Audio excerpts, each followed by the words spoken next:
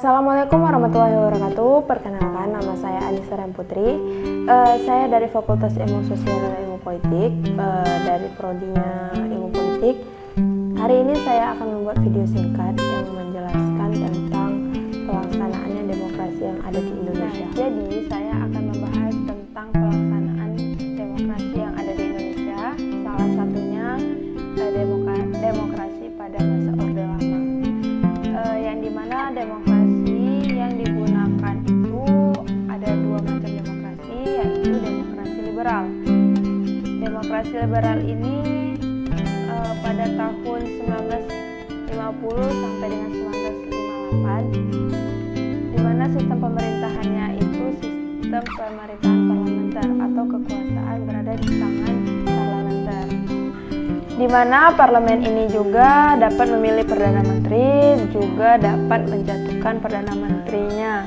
Yang ketiga itu ada ketidakmampuannya konstituante dalam membentuk undang-undang dasar sementara tahun 1950. Maka dari itu presiden mengeluarkan dekret presiden pada tanggal 5 Juli tahun 1959 yang berisikan tentang pembubarannya Dewan Konstituante. Yang kedua itu ada kembalinya pada Undang-Undang Dasar 1945 dan tidak diberlakukannya Undang-Undang Dasar sementara 1950. Yang ketiga itu pembentukan MPRS dan DPAS. Nah, yang kedua itu ada demokrasi terpimpin pada tahun 1959 sampai dengan 1995. Di mana demokrasi ini menggunakan sistem pemerintahan presidensial atau parlemen bertanggung jawab atas presiden. Namun presiden sebagai kepala negara dan kepala pemerintahan, sehingga tugas wawancara presiden tak hanya menjadi simbol kedudukan kepala negara, tetapi juga sebagai lembaga eksekutif yang menjalankan roda pemerintahannya.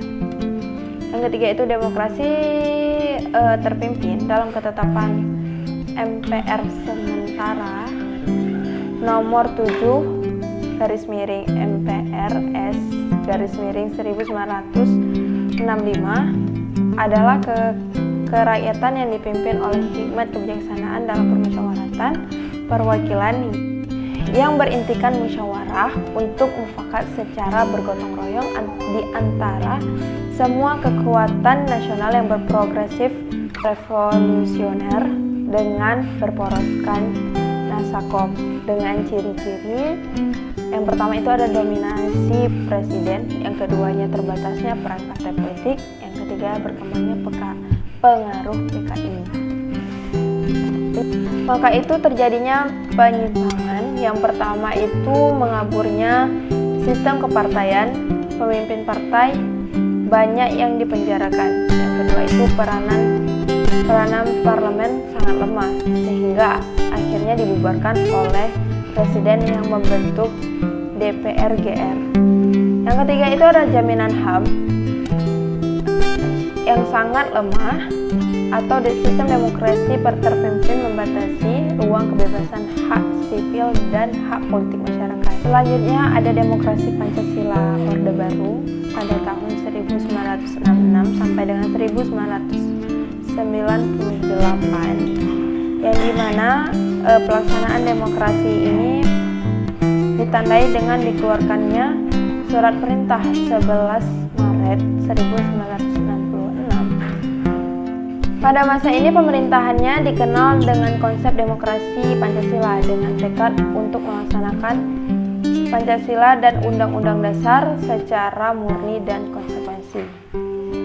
Awal Orde Baru ini memberi harapan baru kepada masyarakat dengan pembangunan di segala bidang melalui program Pelita 1, 2, 3, 4, dan 5, dan di masa ini juga berhasil diselenggarakan dengan pemilu pada tahun 1971, 1977, 1982, 1987, 1992, pada 1997, di mana semua rakyat sangat percaya terhadap pemerintahan Soeharto atas dasar Soeharto sebagai tokoh utama pada Orde Baru yang mampu mengeluarkan bangsa Indonesia dari keterpurukan. Yang kedua itu Soeharto berhasil membubarkan PKI yang menjadi musuh Indonesia di masa ini. Yang ketiga itu Soeharto pun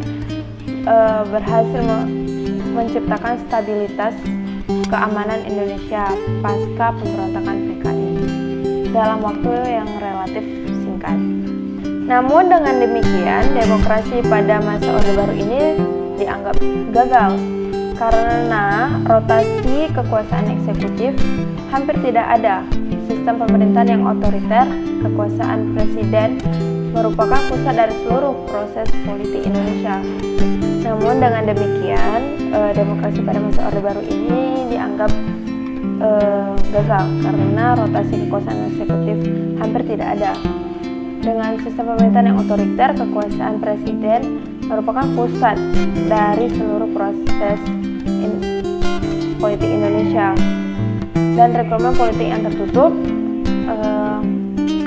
adanya pemilu yang jauh dari semangat demokratis, pengakuan HAM yang terbatas, KKN yang merajalela, dan sebab itu jatuhnya masa Orde Baru, hancurnya ekonomi nasional atau bisa dibilang krisis moneter, terjadinya krisis politik, juga TNI yang tidak bersedia menjadi alat kekuasaan Orde Baru, sehingga gelombang demonstrasi yang menuntut Presiden Soeharto untuk turun dari jabatannya. Selanjutnya yang terakhir itu ada demokrasi Orde Reformasi yang pada tahun 1998 sampai sekarang, yang pasca jatuhnya pemerintahan Presiden Soeharto, maka dari itu berakhirlah pula masa Orde Baru.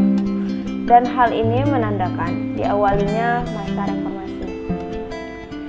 Demokrasi yang dikembangkan pada masa reformasi itu dasarnya adalah Pancasila dan Undang-Undang Dasar 1945 dengan penyempurnaan pelaksanaannya dan perbaikan peraturan-peraturan yang tidak demokratis dengan meningkatkan peran lembaga-lembaga tinggi serta menegaskan fungsinya, wewenang dan tanggung jawab yang mengacu pada prinsip pemisahan kekuasaan dan tata hubungan yang jelas antara lembaga eksekutif, legislatif, dan yudikatif. Sekian dari saya, mohon maaf jika ada salah dalam berkata. Saya ucapkan terima kasih. Assalamualaikum warahmatullahi wabarakatuh.